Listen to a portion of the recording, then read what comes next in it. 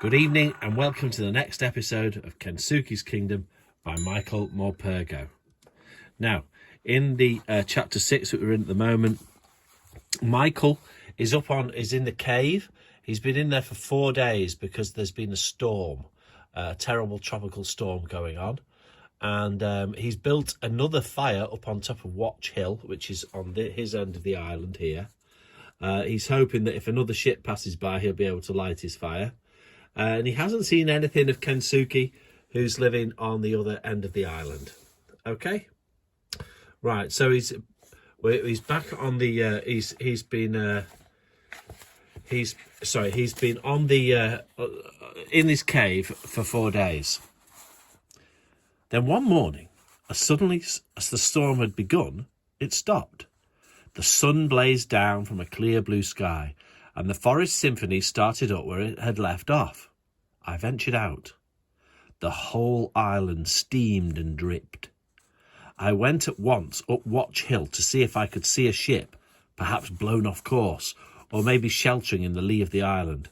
There was nothing there. That was a disappointment, but at least I found my beacon had not collapsed. It was sodden, of course, but still intact. Everything was sodden. There could be no fire now until it had dried out. So there he is, up on Watch Hill. The beacon's still there. The air was hot and heavy all that day. It was difficult to move at all, difficult to breathe. Sounds as if it was very humid, children, as it often is after a thunderstorm. Stella could only lie and pant. The only place to cool off was the sea. So I spent most of that day lolling lazily in the water, throwing the occasional stick for Stella to keep her happy. So both Michael and Stella go down to the seaside so he could play with Stella by the beach because it's so hot after the storm. I was lying in the sea, just waiting there and daydreaming when I heard the old man's voice. He was hurrying down the beach, yelling at us as he came and was waving his stick wildly in the air.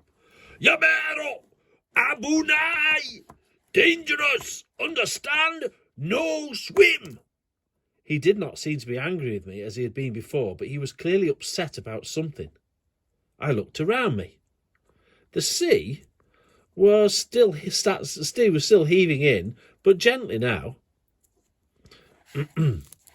breathing out the last of the storm. The waves falling limp and exhausted onto the beach. I could see no particular danger. Why not? I called back. What's the matter? He had dropped his stick on the beach and was wading through the surf towards me. No swim. Dameda. ABUNAI. No swim. Then he had me by the arm and was leading me forcibly out of the sea. His grip was vice-like. There was little point in struggling with him. Only when we were back on the beach did he at last release me. He stood there breathless for a few moments. Dangerous. Very bad. ABUNAI! He was pointing out to sea. No swim. Very bad. No swim. You understand? He looked me hard in the eye. So it's a big face-off. Oh, he doesn't knock him over. He's looking him hard in the eye there. No swim, you understand? Right. He was left me in no doubt. This was not meant as advice. This was a command that I should obey. Then he turned off and walked back into the forest, retrieving his stick as he went. Stella ran after him, but I called her back. I felt at that moment like defying him openly. I would charge back into the sea and frolic as noisily, as provocatively as I could. That would show him I was bristling at the outrageous unfairness of it all. First, he would not let me light my fire. Then I was banished to one end of the island, and now I wasn't even allowed to swim. I wanted to call him every name I could think of, but I didn't. I didn't go swimming in the sea again either. I capitulated. I gave in because I had to. I needed his food and his water. Until my secret beacon of wood dried out, until the next ship came by, I would have to do as he said. I had no choice. I did make a man-sized sculpture of him lying in the sand outside my cave, and I did jump up and down on him in my fury and frustration. It did make me feel a little better, but not much. So he made a sand sculpture of Kensuke and then jumped up and down on it. Until now, except for occasional gut-wrenching pangs of homesickness and loneliness, I had by now large managed to keep my spirits up, but not anymore. My beacon stayed obstinately damp, so his fire hasn't dried out. Every day I went up Watch Hill hoping to sight a ship, and every day the sea stretched away on all sides empty. I felt more and more isolated, more and more wretched. In the end, I decided not to go up onto Watch Hill anymore, that it was just not worth it. Instead, I stayed in my cave and curled up on my sleeping mat for long hours during the day. Oh, he sounds really sad, doesn't he? I lay there, drowning in my misery, thinking of nothing but the hopelessness of it all. How I would never get off this island, how I would die here, and my mother and father would never even know what had happened to me. No one would, except the old man, the madman, my captor, my persecutor. The weather stayed heavy and humid. How I longed to plunge into the open ocean, but I dared not. He'd be watching me for sure. With every day that passed, in spite of the fish and fruit and water he continued to bring me, I came to hate the old man more and more. Dejected and depressed I may have been, but I was angry too, and gradually this anger fueled me in a new determination to escape, and this determination revived my spirit. Once again, I went up my daily trek up to Watch Hill.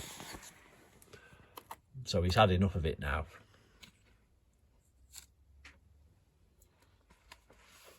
I began to collect a fresh cache of dry leaves and twigs from the forest edge and squirrel them away in a deep cleft in the rock so that I would always be sure they were dry when the time came. My beacon had dried out at last. I built it up higher and higher, and when I had done all I could, I sat and waited for the time to come, as I knew it must. Day after day, week after week, I sat up on Watch Hill, my fireglass polished in my pocket, my beacon ready and waiting. As it turned out, when the time did come, I wasn't up on Watch Hill at all. One morning, with sleep still in my head, he's off from Watch Hill, I emerged from my cave, and there it was, a boat. A boat with some strange red-brown sails. I suppose it to be some kind of Chinese junk. Now, if you look at this picture here, at the beginning of chapter 6, you'll see a picture. This is a Chinese style of boat called a junk. Okay, and that's what he sees on the horizon. And it wasn't that far out to sea either. Excitement got the better of me. I ran helter-skelter down the beach, shouting and screaming for all I was worth, but I could see at once that it was hopeless. The junk was not that far out to sea, but it was still far too far for me to be either seen or heard. I tried to calm myself. I tried to think, the fire, light the fire. I ran all the way up to Watch Hill without once stopping, Stella hard on my heels and barking. All around me the forest was cackling and screeching and whooping in protest at this sudden disturbance. I readied my cache of dry leaves, took my fireglass and crouched down beside the beacon to light my fire. But I was trembling so much with excitement and exhaustion by now that I couldn't hold my hand still enough. So I set up a frame of twigs and laid the glass over it, just as I had before. Then I sat over it, willing the leaves to smoulder. Every time I looked out to sea, the junk was still there, moving slowly away, but still there. It seemed an age, but there was a wisp of smoke, and shortly afterwards a glorious, wondrous glow of flame spreading along the edge of one leaf. I bent over to blow it into life, so he's just about to get his fire burning. That was when I saw his feet. I looked up. The old man was standing over me, his eyes full of rage and hurt. He said not a word, but set about stamping out my embryo fire. Oh, and even knocking over the dog. So, poor old Michael, he's tried to light it again, and Kensuke's come along and stamped it out.